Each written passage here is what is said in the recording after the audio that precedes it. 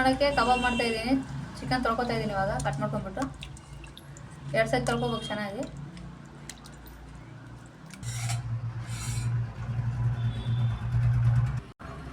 ಕರಿಬೇವು ಹಾಕೋತಾ ಇದ್ದೀನಿ, ಬೆಳ್ಳುಳ್ಳಿ ಹಾಕೋತಾ ಇದ್ದೀನಿ, ಕೊತ್ತಂಬರಿ ಸೊಪ್ಪು, ಪುದೀನ,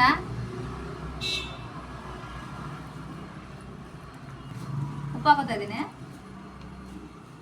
ಅರಿಶಿನ ಹಾಕೋತಾ ಇದ್ದೀನಿ, ಖಾರದ ಪುಡಿ ಹಾಕೋತಾ ಇದ್ದೀನಿ,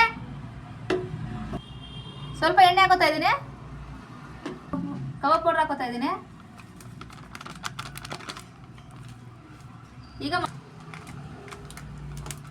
ಈಗ ಮೊಟ್ಟೆನ ಒಡೆದಾಕೋತಾ ಇದ್ದೀನಿ.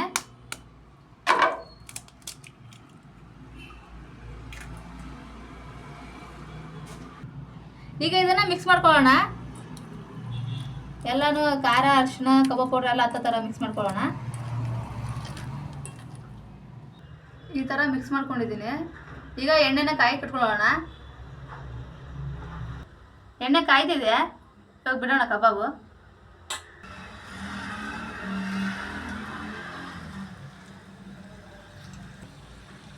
ಈ ಥರ ಬಿಡೋಣ ಕಬಾಬ್ ಎಣ್ಣೆಯಲ್ಲಿ.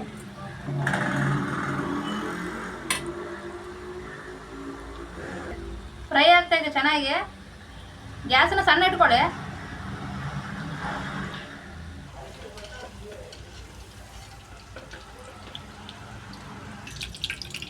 ಈ ಥರ ಕೆಂಪಾಗೋರು ಮಾಡ್ಕೊಳ್ಳಿ.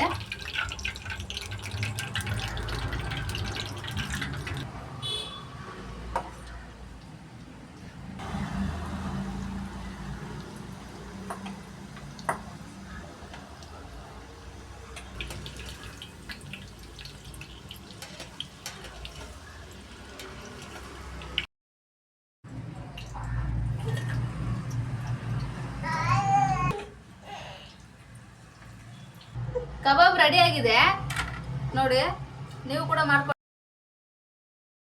ಚೆನ್ನಾಗಿ ಬರುತ್ತೆ ಕಬಾಬು.